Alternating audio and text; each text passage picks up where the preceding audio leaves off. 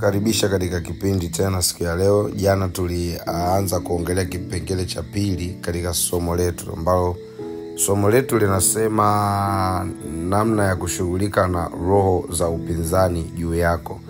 Namna ya kushughulika na roho za upinzani juu yako. Kwa hiyo tulianza kusimama na neno la kushughulika na upinzani, namna ya kushughulika na upinzani. Lakini kwanza tushaangalia upinzani maana yake nini. Tukasema ni hali ya kupinga, kutokubaliana au kuwa kinyume na jambo fulani au mtu fulani au mamlaka fulani.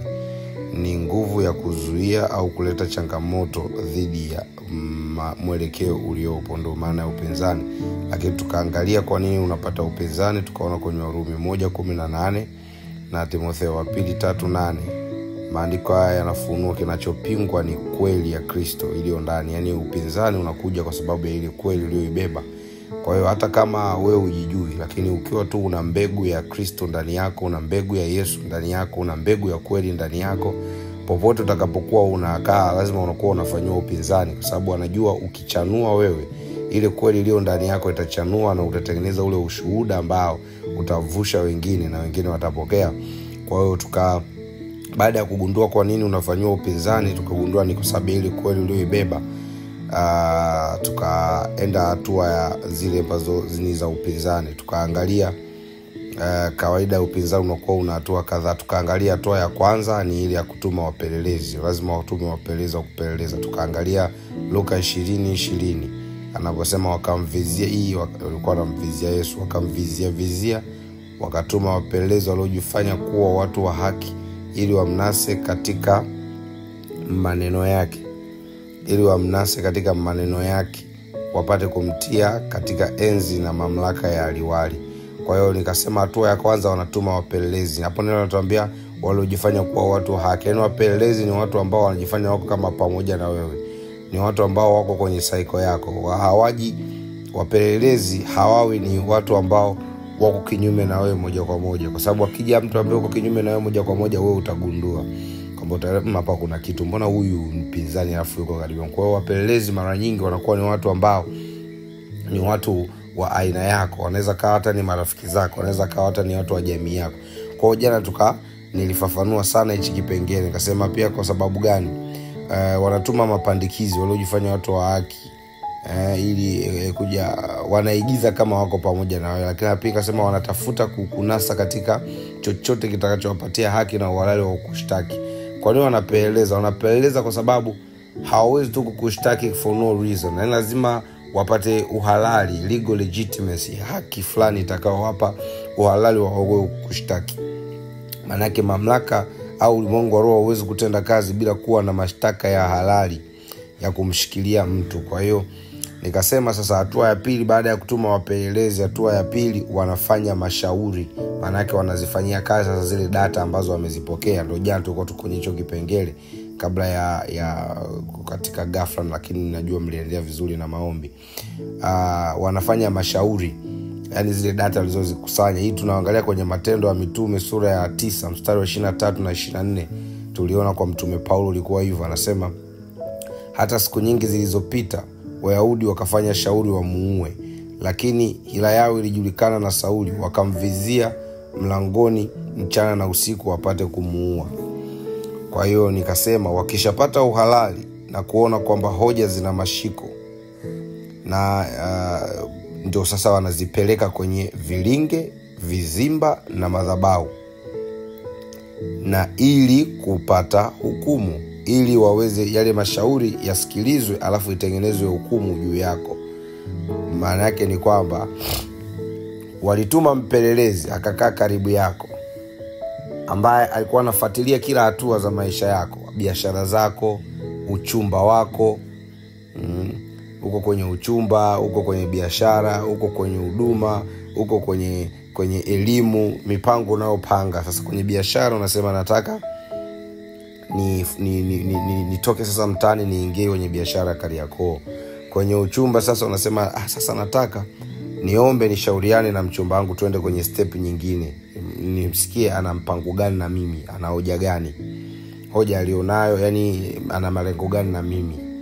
Kama ni kwenye elimu unasema sasa ngoja niwe serious nitafute marafiki sahihi ambao watakuwa wananishauri au nitakuwa nasoma nao. Yaani popote pale unataka kupiga hatua. Sasa wewe si una mtu wako wa karibu, hujajua kama ni mpelelezi. Na jana niliongea nikasema wapelelezi ile roho inakuwa ndani ya watu. Kuna wengine wanajijua, wengine hawajijui, lakini wanatumiwa, wana roho ya upelelezi, wanatumiwa ili kukusanya data ambazo ulimwengu wa roho ataenda kuzifanyia mashauri. Nikatolea mfano nikasema hivi, unajua kuna mtu anaweza akawa hajaokoka lakini anakupenda, ana upendo na wewe. Anakuwa msaada mzuri kwa kuliko ambaye ameokoka lakini anakuchukia au ana wivu na wewe au ana usuda au ana hasira na wewe. Maana yake ni kwamba wivu, usuda, hasira, chuki ni roho ambazo zinafungulia mlango shetani kuweza kuoperate ndani ya mtu. Kwa hiyo kama mtu wa karibu yako ameokoka lakini ana chuki na wewe, ana usuda na wewe hujui, shetani anaweza kumtumia huyo zaidi kuliko mtu ambaye hajaokoka lakini ana chuki na wewe, anakupenda, ana usuda na wewe. Kwa hiyo sio state ya mtu kuokoka au kutookoka. Hii jana nilikuwa nimefafanua baada ya kusema inapaswa uwe unaombea marafiki zako wa karibu. Nikasema sio kwamba ujitenge nao, sio kwamba uchague utaanza kusema kwa sababu yeye ana hofu ya Mungu hawezi kuwa rafiki yangu. No, saa nyingine mwenye hofu ya Mungu ambaye ameokoka na ukasema ni huyu ameokoka mwenzangu awe rafiki yangu, kumbe ana usuda na wewe, anakuonea wivu, ana chuki na wewe, huyo shetani atamtumia. Lakini kuna mwingine hajaokoka lakini anakupenda genuine, hana chuki na wewe, hana usuda na wewe, shetani hawezi kumtumia huyo kwa sababu hana mlango wa kupita. Unajua moyo, nafsi ni ndo gateway ya mambo ya kiroho kuliko watu wanavyoweza kufikiri.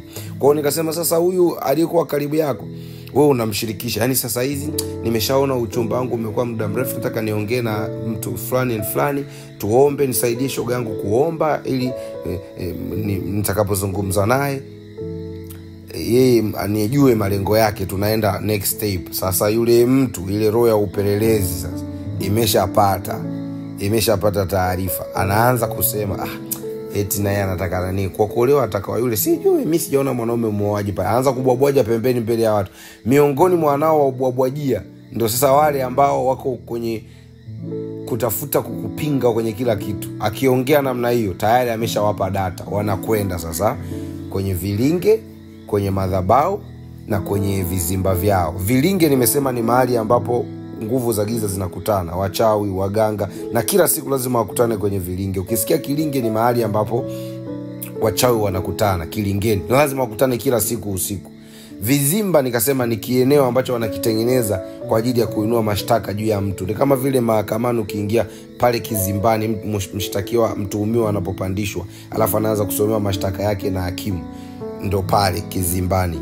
Alafu kwenye madhabahu ndo mahali wanapofanya ibada, kwa sababu lazima wakuinulie mashtaka kizimbani na lazima wapitishe hukumu, alafu lazima pia wafanye ibada, wakuinulie kifungo kiibada. Kwa hiyo watatumia kizimba, watatumia na madhabahu. Vyote vinazaliwa kwenye vilinge. Kilinge nimesema ni mahali pa kukutana, kizimba ni mahali pa kuinulia mashtaka, madhabahu ni mahali pa kuinua ibada.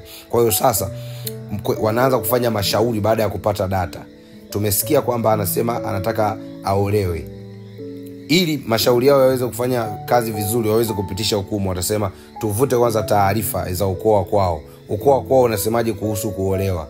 Ukoo kwao kuna zuio, watoto wa kike hawana ruhusa ya kuolewa. Kuna maagano pale ya waliingia, babu zao waliingia na nyoka akatengeneza mabinti wa ukoo kuwa mamalikia. Nyoka akasema kila binti mwenye neema atakayezaliwa kwenye ukoo ni malikia wake. Kuna kiti cha malikia. Kwa hiyo tunaweza kutumia uhalali wa kwenye ukoo kwao kulingana na maagano yaliyosimama pale. Kwa hiyo hukumu atakayoisimamisha kwamba mtu huyu haruhusiwi kuolewa kupitia nini? Madhabahu ya asili ya ukoo kwenu ndio imewapa haki. Kwa hiyo wanapofanya mashauri ni maana yake namna gani watekeleze hukumu wanayoitaka, kwa uhalali gani wanatakiwa kutekeleza ile hukumu, kwa kutumia vigezo gani, kwa sababu ulimwengu wa roho hawezi kuvamia tu.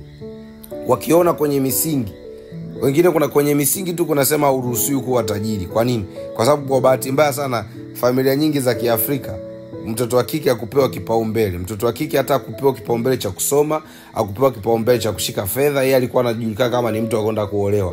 Kwa hiyo wanatoka kwenye ukoo ambao hausapoti mtoto wa kike kuwa mfanya biashara. Wanatoka kwenye ukoo ambao hausapoti mtoto wa kike kuwa na nguvu ya kiuchumi. Kwa nini alisema mwanamke hatakiwi kutawala? Kwa hiyo tayari wewe uko town, sasa uko mjini, unapambana kweli na biashara, unapambana kweli na kazi, unapambana kweli upate kuvuka. Wao wanachoangalia tu ukoo kweli unasema nini, wanavuta tu kwao kuna zuio la watoto wa kike kumiliki utajiri, kumiliki uchumi. Wanasimama na hilo shauri, wanasema huyu mtu hana ruhusa ya kuwa tajiri, ya kufanikiwa kibiashara. Kwa nini? Kwa sababu ukoo kwao babu zao walisema watoto wa kike ni wa kuolewa, hawaruhusiwi, hana ruhusa hata ya kusoma, hawaruhusiwi kumiliki fedha, manake watatawala, na hawana ruhusa ya kutawala. Kwa ile tu inawapa tayari uhalali wa shauri lao la kutekeleza uzuio la uchumi wako, tayari linakuwa limesimama.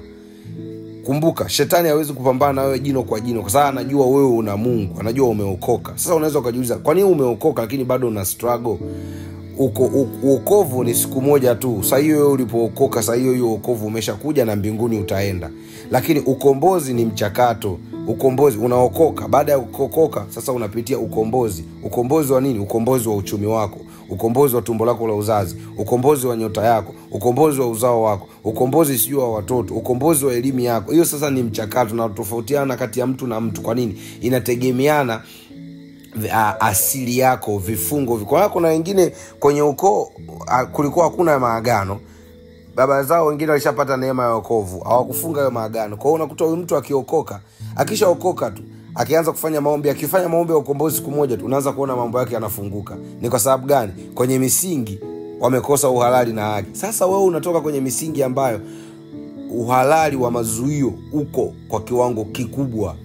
Yaani wakitaka kukuzuia, sijui kuna agano bibi yako alifanya, sijui kuna madhabahu shangazi yako alifanya, sijui kuna madhabahu babu yako, kuna agano lilikuwepo, kuna tamko lilikuwepo, kuna iso and so. Kwa hiyo inakuwa mashauri yao yanapata uwepesi. Kwenye misingi tu tunayo haki. Na ndio maana Zaburi ya 11 mstari wa 3 nasema misingi ikiharibika mwenye haki atafanya nini? Yaani maana yake wewe umeokoka una haki, lakini misingi ya kwenu unatoa uhalali wao waweze kuinua yale mazuio ambao wanakuinulia wakifanya mashauri yao. Nikasema hatua nyingine, wakiona kwenye misingi wamekukosa, umesimama, umeomba, umeachilia damu ya Yesu, umetubu, umesimamisha toba ya msingi, toba ya nguvu kwenye misingi, damu ya Yesu, kiasi kwamba hawana uhalali tena, wanakuja kwenye mji unaoishi. Mji unaoishi unasema nini? Ndio maana nikawafundishaga lazima upende kuombea sana mji wako, tena utakie amani mji wako. Hata kama mtu asema ni mimi hapa Sinza, yani hapa mali sipapendi kweli, yani pana mtaa wa maskini, yani mtaa wa kichovu, yani mimi siupendi kweli, yani siku moja tu mimi nitafanikiwa niondoke. Sasa unasema mtaa wa kimaskini, maana yake tayari umeshatoa tangazo ni mtaa wa kimaskini. Wewe unapambania uwe tajiri. Utakuwaje tajiri wakati umejifunga mwenyewe kwa maneno ya kwamba ni mtaa wa kimaskini? Utakia amani huo mtaa, hata kama mtaa unauona una waganga wengi, una wachawi wengi, una vifungo vingi, unasema na utakia amani Bwaloni, na utakia amani huu mtaa kwa Msuguri, na utakia amani mji wa Dar es Salaam, na utakia amani. Kwa sababu neno nasema utakieni amani mji huo, kwa sababu amani yenu iko katika huo mji. Unautakia amani, unaubariki, unasema wewe ni mji uliobarikiwa na Bwana. Katika wewe nitafanikiwa, katika wewe nitastawi, katika wewe nitaongezeka, katika wewe nitakuwa msomi, katika wewe nitakuwa tajiri, katika wewe biashara yangu so nitafanikiwa. Kwa hiyo maana yake usikubali hata vifungo vya mtu. Kwa hiyo ukiomba namna hiyo utajikuta watu wote wa huo mtaa wamekwama, lakini wewe peke yako ndio unaenda. Wewe ndio utakuwa mzaliwa wa kwanza wa kufungua. Maana kuna vifungo vingine ni vifungo vya mtaa. Kuna vigagula vya mtaa vimekamata malango ya mtaa, vimekamata njia panda, vimekamata mji, vimeusemesha. Kwa mfano kama mimi mtaa nao vita kubwa ilikuwa ni kwa vijana. Nilikuwa napambana na mkuu wa mji ambaye yeye alikuwa ametamka kitu kwa ajili ya vijana. Alikuwa anachukua nguvu ya vijana, alikuwa ananyonya jasho la vijana. Kulikuwa hakuna kijana anayeendelea kwenye huu mtaa. Ukiona kijana amefanikiwa, ametoboa, ni yule ambaye anaondoka kwenye huu mji, mnamsahau. Baadaye ndio mnakuja kuona amefanikiwa kule, lakini lazima mtaa utamvuta. Atarudi, na akirudi tu hata kama alikuwa ametoboa ana collapse, anarudi tena kwa chini. Mtaa ulikuwa unatangazwa kwamba vijana wao ni watu wa kukaa maskani tu, asubuhi mpaka jioni. Tulikuwa tunakaa maskani sisi watu wa huu mtaa. Wa ushuhuda wangu wa miaka 8 iliyopita mnajua, asubuhi mpaka usiku wa manane nikijiweni tu. Nilipookoka, moja kati ya vita niliyokutana nao ni Bwana aliniambia, omba vijana mtoke mtaani. Yule mtu alikuwa anachukua jasho la vijana kwenye uwanja wa mpira wanapocheza, anakuja anakusanya ile jasho, anafanya afu akawa ni mtu hana shughuli yoyote, lakini anaishi kuliko hata baadhi ya watu. Nilipoanza kufanya maombi, nilipopata mpenyo, ndio vijana wameanza kubadilika saizi. Vijana mtaani wanaoa, unaanza kuona unasikia wanamiliki, huyu kapanga wapi, huyu anafanya kazi wapi, huyu anamiliki bajaji, yule anafanya nini. Vijana wengi wakaanza kufunguka. Sasa hivi mtaa umeanza kubadilika. Ni baada ya maombi ya muda mrefu. Nilikuwa naombea mji, sababu nilikuwa nimefungwa kwa kifungo cha mji, kwamba kwa nini vijana wengine wote wanazuiwa, kwa nini huyu asogee. Kwa hiyo hata na wewe kuna kifungo kingine, baada ya kupata data wanaangalia mtaa wako, mji wako unaoishi unasemaje, wanakufunga kulingana na kifungo cha mji. Wakikushindwa kwenye mji, wanaenda kwenye eneo la tatu, kule unakosema unataka uende kufanya biashara, kuna taarifa gani kule. Kwa hiyo wanaenda kule, wewe umesema unataka uende Kariakoo, wanaenda kule Kariakoo, wanatafuta wakuu wa mji wa Kariakoo, anasema kuna mtu anakuja anaitwa so and so, huyu mtu ndani yake amembeba adui yetu, kwa sababu Yesu kwao wao wanamuona adui. Kwa hiyo wanasema amembeba adui. Kumbuka shida nini? Ni ile kweli ulioibeba. Kwa hiyo akiingia jamani, ana yule mzee wa siku yuko ndani yake, mkimruhusu aingie hapa, maana yake ataanza kufanya upinzani, atamleta yule mzee wa siku ambaye anavunja madhabahu zetu. Kwa hiyo asiwe na uhalali. Wataanza kukata sema, kwanza kwetu ili uingie lazima ufanye matambiko, ni lazima utoe hivi na hivi, kwa sababu yeye ataingia hapa bila kufanya hata stawi hapa mahali, tayari wameshaweka zuio. Kwa hiyo kuna muda wanatumia kule unakoenda, wanatumia data walizozipata wakufanyie vita kwa kule unakoenda. Kwa hiyo kule unakoenda kuna taarifa gani, wanatumia hizo data, wanapeleka mashauri yao, wanapeleka mashtaka kule kunainua hukumu kwamba kuja atakuja, kufungua atafungua kwa sababu ana hela, frame atalipia, lakini akianzisha hatafika miezi 3. Kwa nini? Kwa sababu kwetu kuna 1 2 3 4, na yeye hawezi kufanya hivi kwa sababu yuko kinyume na sisi. Kweli unakuta mtu anafungua, jamani nimefungua Kariakoo, na sadaka ya shukrani anapeleka kanisani, analeta kwa mtumishi, na kula watumishi tunakula, lakini unashangaa baada ya muda na fungu la 10 atatoa la mauzo yake ya kwanza, vyovyote vile atafanya, lakini baada ya muda ile biashara ina collapse. Tatizo ni nini? Ni Mungu ameshindwa? Jibu ni hapana. Ni ulimwengu wa roho, ni wa kimkakati. Kwa hiyo hata kama unaenda Kariakoo ameisifia, ni uchawi sana. Pale huwezi kufanikiwa kama ujawa mchawi. Yaani uchawi, wewe usitamke haya maneno. Wewe sema Kariakoo nakupenda, Kariakoo nakubariki. Wewe ni lango la utajiri la Dar es Salaam na Tanzania, kwa sababu biashara iko kwako. Kwa hiyo ni lango la kibiashara ya nchi, na mimi ni mfanya biashara na Mungu amenipa mtaji wa kufanya biashara kwako Kariakoo. Kwa hiyo Kariakoo nakubariki, Kariakoo nakutamkia neema, Kariakoo nakubariki na kutangazia ujio wa Yesu kwako. Mimi nitasimama na wewe Kariakoo. Kariakoo hautanitapika, hautanitupa. Kariakoo utanipa neema, katika wewe nitabarikiwa, katika wewe Yesu atajitukuza. Isemeshe Kariakoo, isemeshe kabla hujaenda kule unakotaka, paombe, tamka kitu. Hata kama kuna vifungo, hata kama kuna laana, mimi nakuja nimbarikiwa. Najua Kariakoo unataka wabarikiwa, kwa hiyo nikubali mimi nimbarikiwa. Unapiga hayo maombi, unakanyaga pale. Yaani maana yake ni kwamba hata kama kuna vifungo ulikuwa umefunga, na Mungu atakusemesha sasa hiyo wakati unaiombea ile sehemu unayoiendea. Saa nyingine wataangalia unataka kuolewa, wamekosa uhalali wa kukufunga kupitia asili ya kwenu. Kuna baraka za kuolewa kwenye mji unaoishi, kuna baraka za kuolewa. Wanaangalia kule unakoenda kuolewa kuna taarifa gani, kule ukweni kuna taarifa gani. Kwa hiyo wanachukua yale mashauri, alafu wanaenda kuinua mashtaka kule. Wakienda kuinua mashtaka kule, wanasema na asili ya kule unakotaka kwenda kuolewa.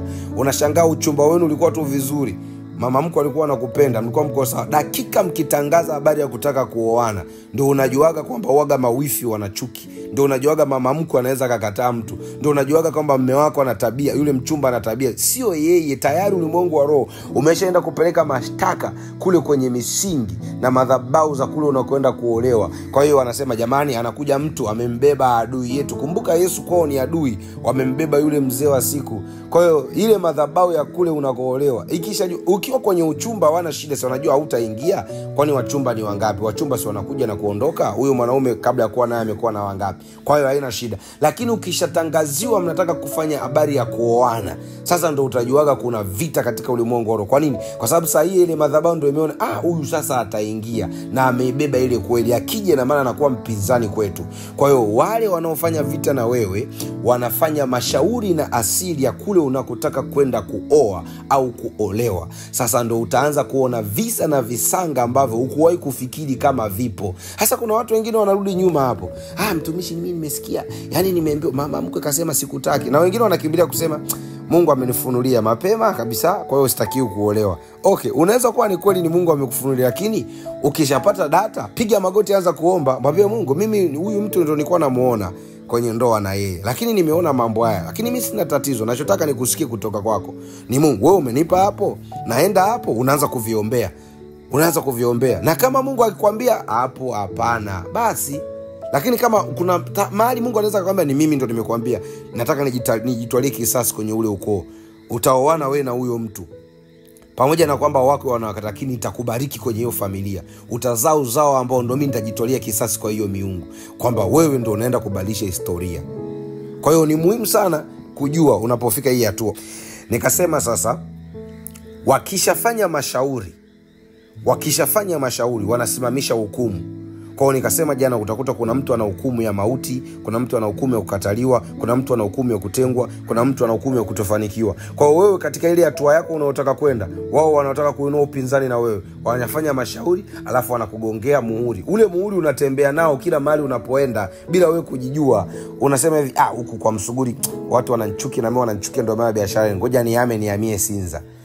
Ukihamia Sinza pia wanakupokea vile vile kama kwa Msuguri. Swala la muda tu. Ni kwa sababu gani? Unatembea na muhuri ambao uko nao, unakutambulisha katika ulimwengu wa roho. Hata uende nchi za Ulaya, hata uende wapi, bado unafuatiliwa. Ni kwa sababu gani? Una muhuri ambao unatamka juu yako, wewe uruhusiwi kufanya biashara, wewe uruhusiwi kuolewa, wewe uruhusiwi kuoa, wewe uruhusiwi kusoma, wewe uruhusiwi kufaulu, wewe uruhusiwi kuwa na watoto, uruhusiwi kumiliki utajiri. Kwa hiyo ule muhuri unakuwa nao. Kwa hiyo ulimwengu wa roho unafanya vita na wewe accordingly na ule muhuri. Yaani ukikanyaga mali, hata wachawi ambao walikuwa hawana muda na wewe, wenye hila ambao walikuwa hawana hata muda na wewe, ule muhuri hasa watu wa giza wao wanauona moja kwa moja, lakini watu ambao sio wa giza hawauoni, lakini ule muhuri unapanda mbegu ndani yao. Unashangaa watu wanakuchukia for no reason. Sio kila anayefanya vita na wewe ni mchawi au anayekupinga ni mchawi, lakini kwa kuwa hana Yesu ndani yake, ule muhuri katika ulimwengu wa roho unamsukuma yeye kukutendea hiana, unamsukuma yeye kukutendea kinyume, unamsukuma yeye kukuinulia upinzani,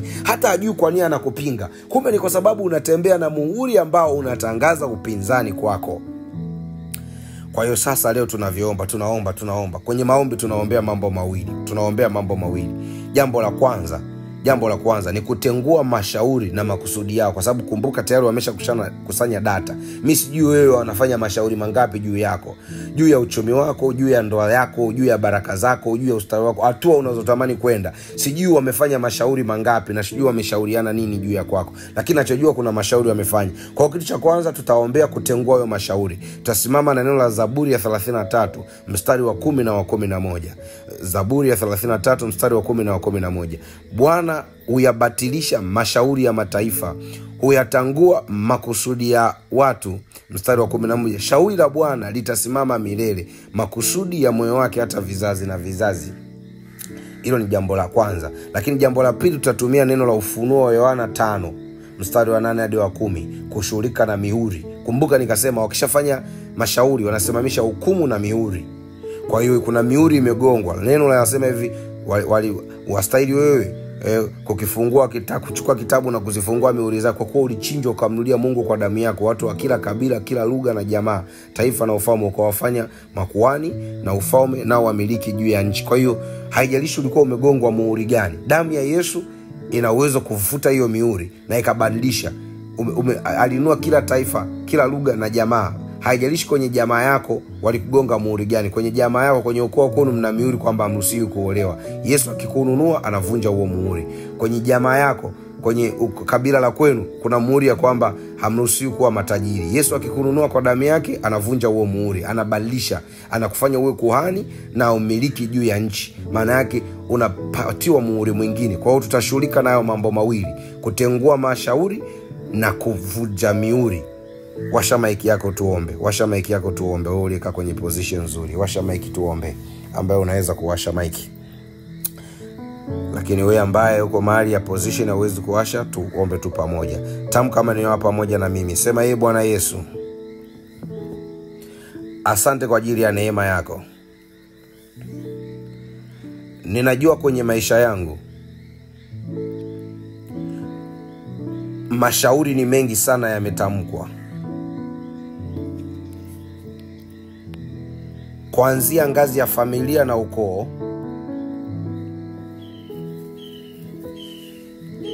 hadi mji ninaoishi, hadi kule ninakoelekea. Wamefanya mashauri juu yangu, wakainua hukumu juu yangu,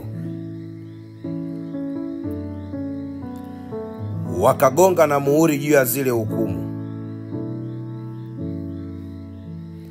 Na ndio maana maisha yangu napitia upinzani. Ninaiita ile damu yako Bwana Yesu ikatengue mashauri yote yaliyofanyika juu yangu. Sawa sawa na neno lako la Zaburi ya 33 mstari wa 10 na wa 11.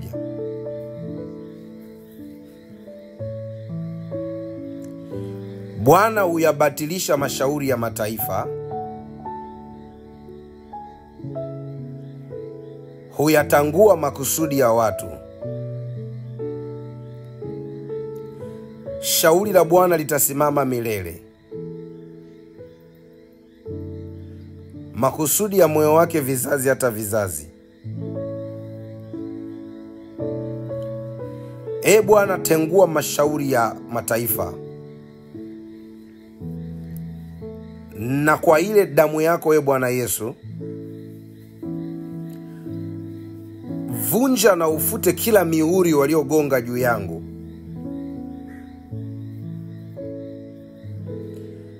Mihuri ya hukumu, mihuri ya mauti, mihuri ya kukataliwa, mihuri ya kutofanikiwa, mihuri ya umasikini inayotembea na mashauri ya upinzani. Kwa damu ya Yesu leo ivutwe na kuvunjwa. Natengua mashauri yao, na vunja mihuri yao kwa damu ya Yesu. Natengua mashauri yao,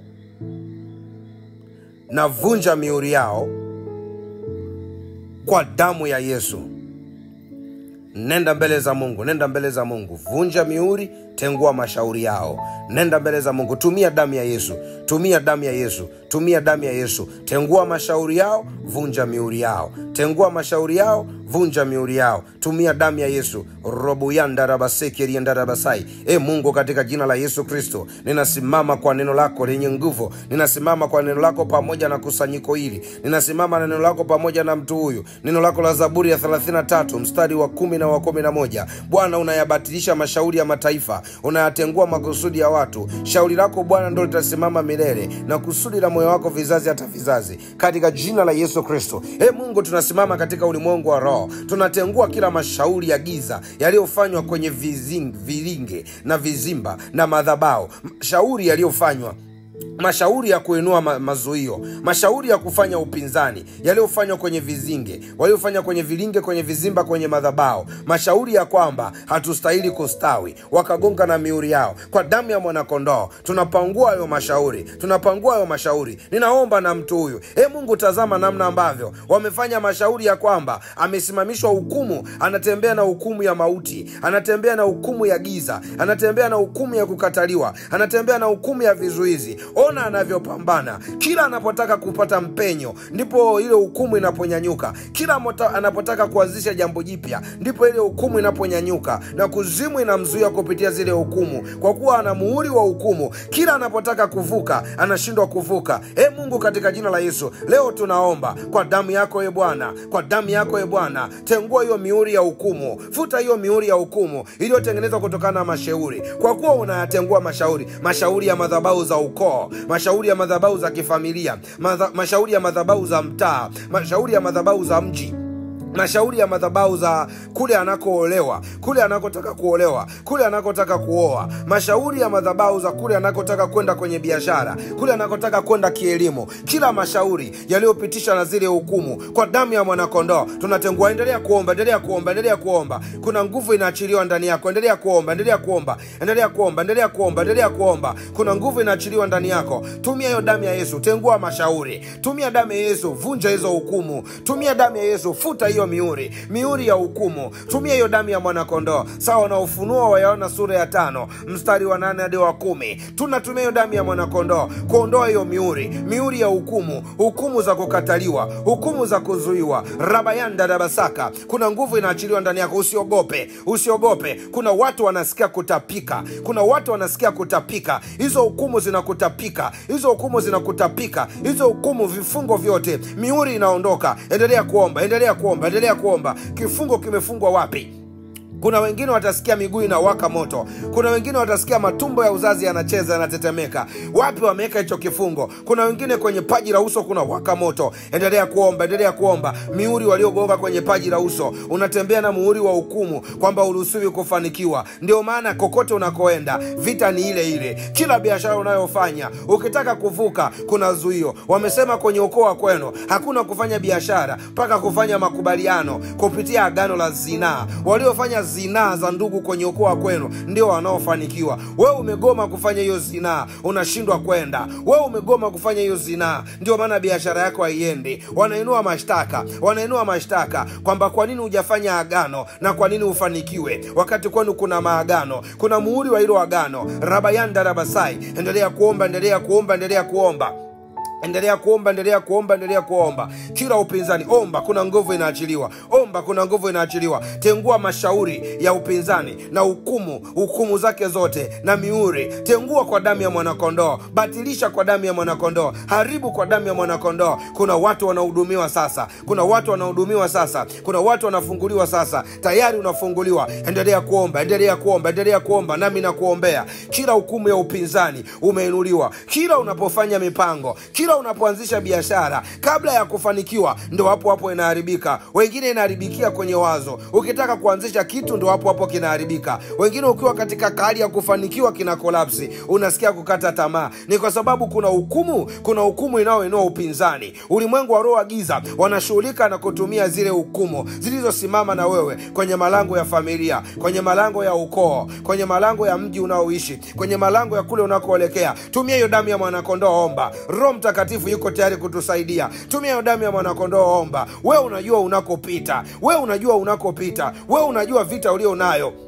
Bidii ya kuomba ni ya kwako. Hasira ya kuomba ni ya kwako. Nguvu ya kutumia Yesu ni ya kwako. Ng'ang'ana hapo, tumia damu ya mwanakondoo. Ng'ang'ana hapo. Yesu alisema pale Kalvari imekwisha. Tumia hiyo damu ya Yesu kumaliza. Rabayanda Rabasai. Wewe hujajua. Mungu amekubariki kwa baraka zote za rohoni na za mwilini. Naye anakusudia uishi kwa kufanikiwa. Lakini wewe upinzani hukupata neema ya kufanya kuomba ili kuweza kuushughulikia. Yesu anataka ufanikiwe, na ndio maana alikufa msalabani ili ufanikiwe. Unashangaa bidii yako haifanikiwi, ni kwa sababu ulikuwa hujapata maarifa ya kuomba. Roho Mtakatifu ameachilia kuomba. Omba. Ribayanda Rabasai. Tengua mashauri yao.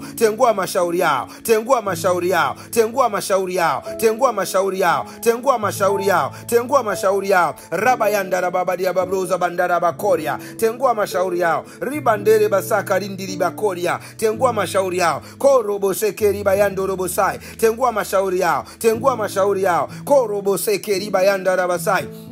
Tumia hiyo damu ya mwanakondoo. Tengua mashauri yao na mihuri yao ya hukumu. Tumia damu ya mwanakondoo, tengua. Futa. Kuna mtu tunavyoomba, kwenye paji la uso kuna waka moto. Mwingine kwenye mikono yake, kwenye viganja vya mikono anasikia kama ganzi inapita. Maana yake mikono yako ilikuwa imegongwa ule muhuri ya kwamba hauruhusiwi kushika fedha, hauruhusiwi kufanikiwa. Uko kwenye mikono yako. Tumia hiyo damu ya mwanakondoo. Tumia hiyo damu ya mwanakondoo. Riba ya ndarabasaka raba omba. Rika ndaraba omba, usiogope nini kinatokea. Kuna mtu anasikia kutapika. Kuna mtu anasikia kutapika. Acha mauti yao itapikwe. Riba ya ndarabasai. Kuna wengine wanamtoa kabisa kwenye uwepo. Wanaitoa kabisa simu yake ashindwe kuconnect. Na muombea arudi. Na muombea arudi. Na muombea arudi. Hiyo roho inayokupiga upinzani unatolewa, usiombe. Roho Mtakatifu akupe nguvu ya kurejea. Riba ya ndarabaseke rindirikikiri ya ndarabakoria. Nguvu za Mungu zipite kukuhudumia. Nguvu za Mungu zipite kukuhudumia. Mashauri yao yanabatilishwa. Mashauri ya kwamba hautaolewa. Mashauri ya kwamba hautaolewa. Mashauri ya kwamba hautaoa. Mashauri ya kwamba hautafanikiwa kibiashara. Mashauri ya kwamba hautazaa watoto. Riba ya ndara. Wengine wameolewa lakini kwa kuwa wakutengua ile mashauri, ndoa hazina furaha. Ndoa hazina amani. Ndoa hazina vita. Ndoa hazina matunda ya baraka. Riba ya ndarabasai. Kila mashauri ya kwamba hautafanikiwa kibiashara, mashauri ya kwamba we ni masikini, mashauri ya kwamba hautastawi, mashauri ya kwamba hautaongezeka, mashauri ya upinzani, riba ya ndarabasai, yanabatilishwa yote. Yanabatilishwa yote kwa damu ya mwanakondoo. Kwa damu ya mwanakondoo. Yanabatilishwa na miuri yake. Yanabatilishwa na hukumu zake. Yanabatilishwa na hukumu zake pamoja na hizo hukumu za muhuri na miuri ya hukumu uliogongwa. Nguvu za Mungu zinapita. Riba ya ndarabasai. Nguvu za Mungu zinakuhudumia. Yule nyoka aliyekuzonga anatoka sahihi, anaondoka. Anatoka sahihi, anaondoka. Anatoka sahihi, anaondoka. Moto wa Roho Mtakatifu unapita kuteketeza. Moto wa damu ya Yesu unapita kumteketeza mashauri ya upinzani yaliyoinuliwa juu yako. Rapa ya ndarabasai. Riba ya ndaraba omba. Yabomoe, yaharibu. Yabomoe, yaharibu. Robo ya ndarabasai. Unapambana na huyo bibi yako. Unapambana na huyo shangazi yako. Sio yeye. Ni mashauri yamesimama. Yalikuwepo na kuwepo. Unapambana na watu. Sio watu. Ni mashauri ambayo wameyatumia kwenye asili, kwenye misingi. Tengua hayo mashauri. Mashauri yaliyofanywa kwenye vilinge, mashauri yaliyofanywa kwenye vizimba, mashauri yaliyofanywa kwenye madhabahu. Ropokori ya mayanda rabasai. Vizinge vya waganga, virimba vya waganga, vilinge vya waganga, vilinge vya wachawi, vilinge vya mizimu. Riba ya ndarabasai na mashauri yao yote waliofanya juu yako, waliofanya juu yangu. Riba ya ndaraba yanabatilishwa. Natumia damu ya mwanakondoo. Nabatilisha hivyo. Nabatilisha hiyo miuri. Nabatilisha hiyo miuri ya hukumu. Waliposema mtoto mdogo anasimama kuomba, anaharibu vitu vyetu. Wakafanya mashauri, wakainua hukumu kupitia misingi, kupitia mji, kupitia kule ninakoenda, kupitia kila hatua, kupitia kila mipango nayopanga, mipango ya kuoa, mipango ya huduma, mipango ya uchumi. Kila walipoinua vita, na nyunyiza damu ya mwanakondoo. Ninapangua kwa damu ya Yesu. Nguvu za Mungu ziko hapa. Riba ya ndarabasaka, robokori ya basaka. Mashauri yao yanabatilishwa. Makusudi yao yanatenguliwa. Rapa ya ndarabasai. Riba ya ndarabasai. Rapa kokoro. Wewe sio wa kawaida. Wewe sio mtu wa kufungwa hapo. Wewe sio mtu wa kuzuiwa. Una neema ya biashara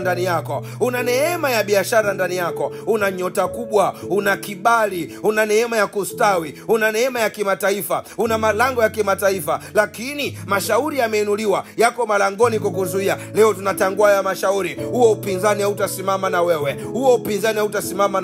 Leo tunatangua hayo mashauri. Rabababandere basai. Kwa damu ya mwanakondoo. Leo tunavunja ile miuri ya hukumu iliyosimamishwa na mizimu ya kwenu. Miuri ya hukumu iliyosimamishwa na madhabahu za ukoo, iliyosimamishwa na madhabahu za uganga, iliyosimamishwa na madhabahu za uchawi. Wale watesi wako walikuwa wanafanya vita kupitia tu hizo hukumu. Wanapoona ile miuri, wakawa wanapitisha tu hukumu kwa sababu tayari kuna miuri ya hukumu. Wakawa wanatoa tu sadaka kusindikizia zile hukumu ambazo tayari umefungwa. Na nyunyiza damu ya mwanakondoo. Tengua. Rapa ya ndarabasai. Kwa dakika kidogo maanisha rabayanda rabasaka rabakori bayandirisa ribo bobondiri basaka riba kakoria. Kwa damu ya mwanakondoo. Ropo koko. Mashauri yao yanatenguliwa. Sawa na Zaburi. Zaburi ya 33 mstari wa 10 na wa 11. Bwana uyabatilisha mashauri ya mataifa, uyatangua makusudi yao. Mashauri walioyafanya juu ya milima, mashauri walioyafanya chini ya maji, mashauri walioyafanya kwenye madhabahu zao, mashauri walioyafanya kwenye malango yao, hayo mashauri yao yanatapikwa. Hizo hukumu zao zinakutapika, hizo hukumu zao zinakutapika, hizo hukumu zao zinakutapika. Endelea kuomba, endelea kuomba. Kuna vitu vinakutapika, kuna vitu vinakutapika, kuna mihuri ya hukumu inakutapika. Hukumu ya kwamba hautafanikiwa biashara yako, hautafanikiwa kwenye malango ya kimataifa, inakutapika. Rabayanda rabasai, unatapikwa. Hiyo mihuri yao inatoka, hiyo mihuri yao inakuachia. Wewe ni mtu wa neema. Mungu amekupa malango ya biashara, una utajiri wa biashara, una utajiri na uchumi, una nyota ya utajiri, una nishati ya baraka. Waliokuwa wamezuia, inatoka hiyo mauti yao, inatoka. Muhuri wa mauti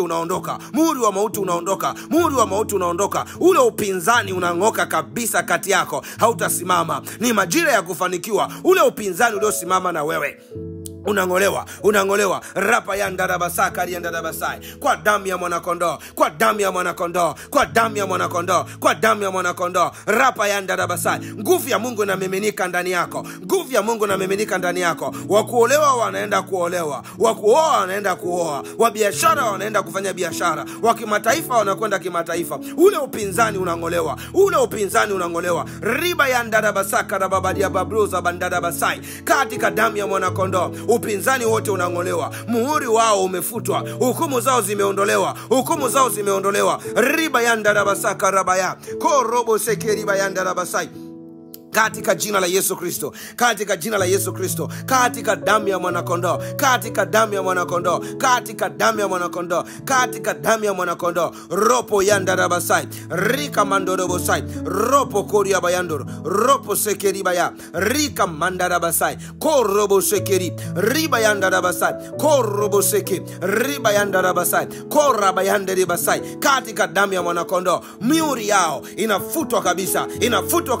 Muhuri wa hukumu uliokuwa unatembea na wewe, muhuri wa hukumu ya mauti, muhuri wa hukumu wa kuzuia ndoa, muhuri wa hukumu ya umasikini, muhuri wa hukumu ya kukataliwa, muhuri wa hukumu ya kwamba usiwe na kibali. Kila aina ya mihuri ya hukumu uliokuwa unatembea nayo, ambayo upinzani ulikuwa unainuliwa, walikuwa wakiona tu ule muhuri wanaachilia tu sadaka, na ule muhuri unaendelea kutenda kazi na wewe. Unafutwa kuanzia sasa kwa damu ya mwanakondoo, unafutwa kuanzia sasa kwa damu ya Yesu. Ukawe kiumbe kipya, ukawe na neema mpya, ukawe na malango mapya, ukaanze upya, baraka zako zikaonekane. Ule upinzani uliokuwa unainuliwa juu yako, kila ukifikisha kiwango fulani cha fedha, moto unawaka, unaunguza nyumba yako. Huo ni upinzani uliokuwa umeinuliwa kuzuia ustawi wako kwenye maisha yako. Kwa damu ya mwanakondoo, kila muhuri ambao ulikuwa umesimamisha hiyo hukumu ya kwamba hautavuka hapo, kila unapofika kiwango fulani cha fedha, kuna janga linatokea, kuna uharibifu unatokea. Hiyo hela inaenda kutengeneza uharibifu baada ya kufanya mambo ya maendeleo. Natamka katika damu ya mwanakondoo, kila mwenye muhuri wa uharibifu ulioweka zuio, kiwango fulani cha fedha kikifika, uharibifu unanyanyuka. Hiyo hela inaenda kwenye ule uharibifu. Kuanzia sasa, kwa damu ya Yesu, ninang'oa huo muhuri wa uharibifu uliowekwa kama upinzani wa kuongezeka, usivuke.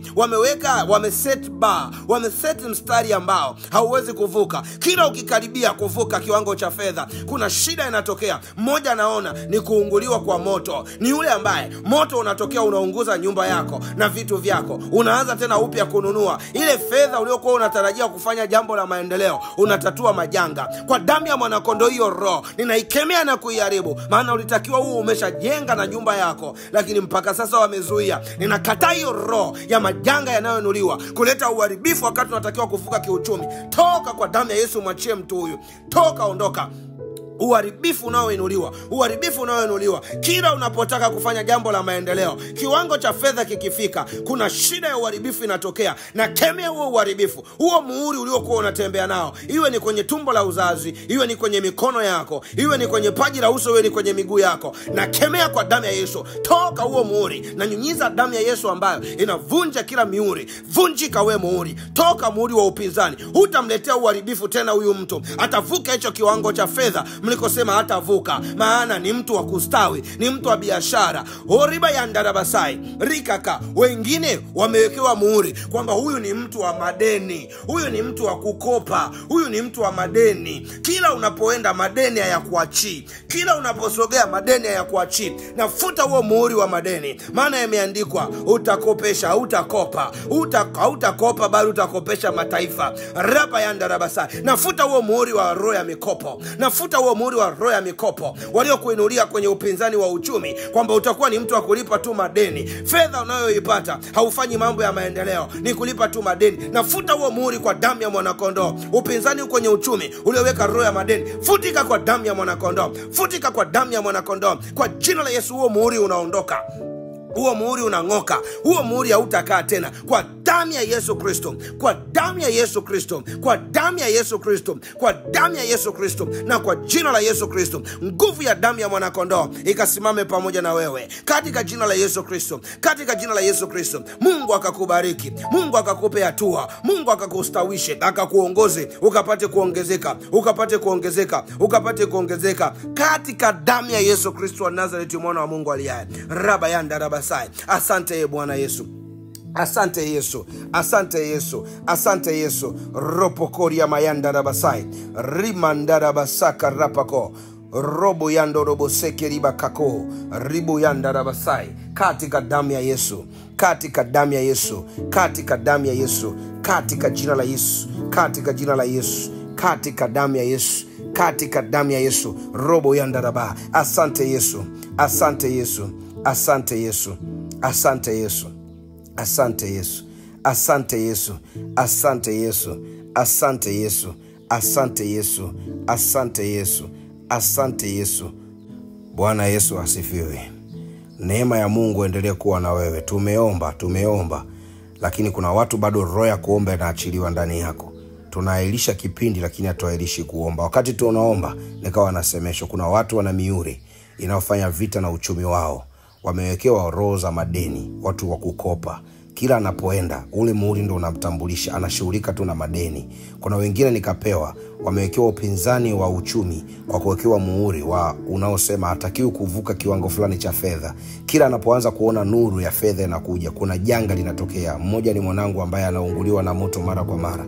Mungu amenipa majibu, ni vita ya uchumi wako. Kila mahali, kila baada ya muda lazima kuna janga la moto linatokea, vitu vinaungua. Ile pesa ambao mnaitumia kwenye kulipia majanga na kununua vitu vipya ilikuwa mfanye maendeleo. Kuna mwingine kila tu akitaka kuvuka kiwango fulani kuna uharibifu tu unatokea. Ile fedha baada ya kwenda kufanya jambo la maendeleo inakuja kutengeneza ule uharibifu ambao ulikuwa umeinuliwa. Sasa shida sio watu wanaoleta uharibifu, shida ulikuwa kuna muhuri unatembea nao. Kwa hiyo endelea kuomba, hata tukiailisha kipindi endelea kuomba. Shughulika, tengua hayo mashauri, tengua hayo makusudi. Tumia neno la Zaburi ya 33:10-11. Tumia neno la Ufunuo wa Yohana mstari wa 5, sura ya 5 mstari wa 8 hadi 11. Maana yake unatengua mashauri alafu unabatilisha hukumu, mihuri ya hukumu ambayo ilikuwa imegongwa tayari. Usitembee na hiyo mihuri ya hukumu.